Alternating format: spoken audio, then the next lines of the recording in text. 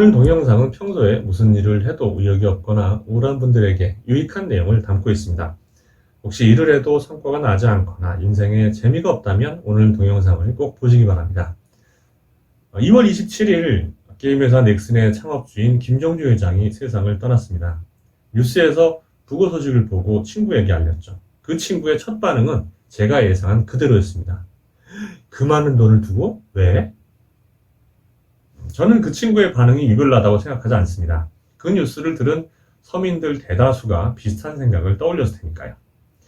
수조원 자산가가 행복하지 않았다니까 매일 돈 문제로 고민하는 서민들 입장에서는 충격입니다.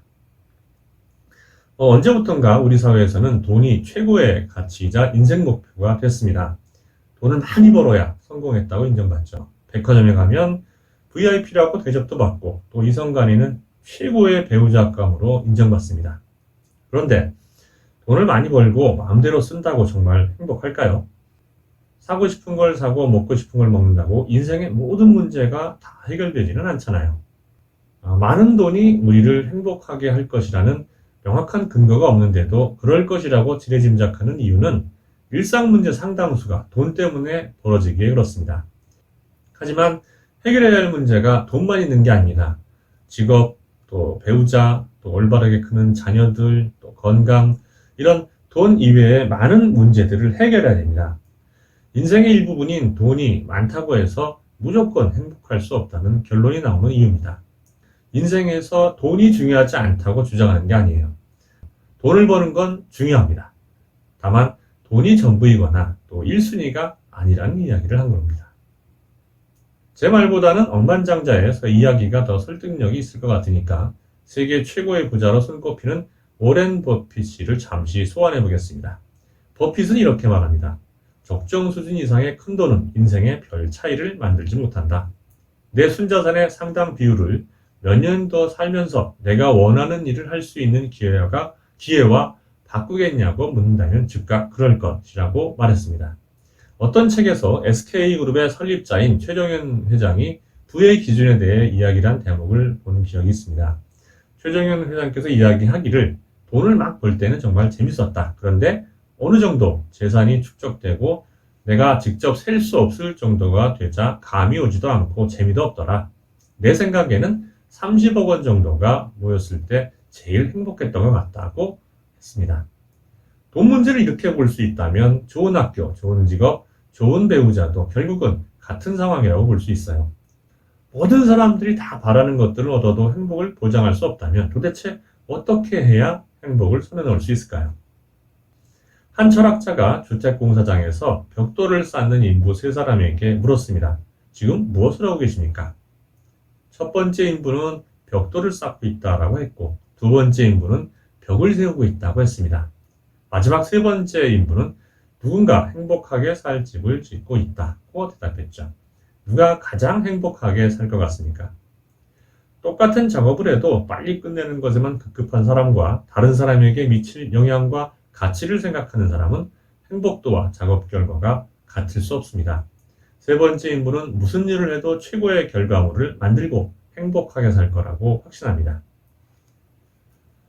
마지막 인부가 일에 대한 다른 생각, 다른 목표를 추구하도록 만든 원동력은 바로 자존감입니다. 자, 여기서 밑줄 쫙입니다. 자존감. 오늘 제가 말한 다른 내용 다 잊어버려도 좋습니다. 자존감, 이 한 가지만 마음속에 품고 기억하십시오. 자존감을 유지할 수 있으면 무슨 일을 해도 즐겁고 어떤 어려움을 만나도 견디고 극복할 수 있는 놀라운 마법이 펼쳐질 겁니다. 자존감은 나를 중히 여기는 마음과 행동입니다. 다른 사람이 나를 어떻게 평가하는가 하는 건 중요하지 않아요. 자존감 높은 사람은 그래서 무슨 일을 하더라도 그 일에 유일무이한 가치를 설정하고 최선을 다합니다. 자존감 높은 사람들이 추구하는 삶의 기준은 두 가지로 요약할 수 있습니다. 아모르 파티와 케세라 세라입니다. 스페인어 아모르 파티는 내 운명을 사랑하라는 뜻입니다. 자존감이 높은 사람들은 남과 자신을 비교하지 않아요. 남과 비교하지 않으니까 불안감이나 열등감이 생길 일도 없고 외부 상황에 흔들리지도 않습니다.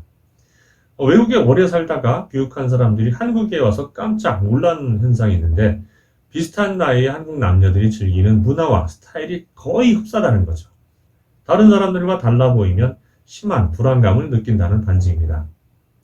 성격도, 자라온 환경도, 체형도, 좋아하는 스타일도 다 다른데 똑같은 의상이나 아이템, 화장법을 해야 마음이 놓인다는 게 이상하지 않습니까?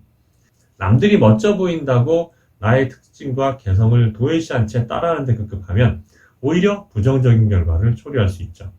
내가 가진 것, 내 삶을 사랑할 수 있다면 무엇을 해도 빛나기 마련입니다. 캐세라세라는 무엇이 되든지 될 것이다 라는 뜻입니다. 이 단어를 될 대로 되라는 자식의 자포자기적인 태도로 해석하기도 하지만 자존감 높은 사람들은 무엇을 하든지 언젠간 될 것이다 라는 긍정적인 생각으로 해석하죠. 10년, 20년 보이지 않는 먼 훗날의 계획을 세우기보다 이 순간, 오늘 하루에 충실한 삶을 살고자 하는 태도인 겁니다. 케세라세라야말로 원하는 목표의 실현 가능성을 높이는 마법의 단어라고 할 수 있습니다. 나무인문학자로 유명한 계명대학교 강판권 교수가 걸어온 길은 아모르 파티와 케세라세라로 요약할 수 있습니다. 그는 사학을 전공했지만 재학 시절에는 클래식 음악에 푹 빠져 있었습니다. 취직이 안 되어 대학원에 진학했지만 학위 논문 주제가 어려워서 주제를 바꿔야 했죠. 3년 만에 박사학위를 받긴 했지만 먹고 살 길은 막막했습니다. 강 교수를 그때 살린 건 서점에서 우연히 발견한 신갈나무 투쟁기라는 책이었습니다. 깡촌 출신이었던 강판권 교수에게 나무는 너무나 친근한 주제였죠. 그때부터 즐겁게 나무를 공부한 강 교수는 사학 지식과 나무 지식을 합쳐서 나무열전, 나무철학, 회화나무와 선비문화 등 수십 권의 책을 쓰면서 해당 분야에서 우뚝 설 수 있었습니다. 만일 강 교수가 다른 사람들의 이목에 어울리는 일을 찾느라 급급했다면 오늘날의 위치에 오를 수 있었을까요? 여러분 행복하고 싶으신가요? 그렇다면 남과 비교해서 이기려는 생각부터 버리십시오. 타인과의 경쟁은 그만두고 자신의 내면에 숨겨진 장점을 발굴한 과정에 집중하십시오. 많은 돈은 못 벌 수 있지만 본인이 중요하게 생각하는 가치를 얻고 즐거운 삶을 살 수 있습니다. 춤 잘 추는 사람은 춤으로 행복하고 노래 잘하는 사람은 노래로 행복하고 또 공부 잘하는 사람은 연구 실적으로 행복해지는 세상을 기대하면서 지금까지 정글북의 마인드 오픈이었습니다. 자존심을 키우십시오. 아모르 파티, 케세라세라. 이 영상이 도움이 되었다면 구독과 추천을 부탁드립니다.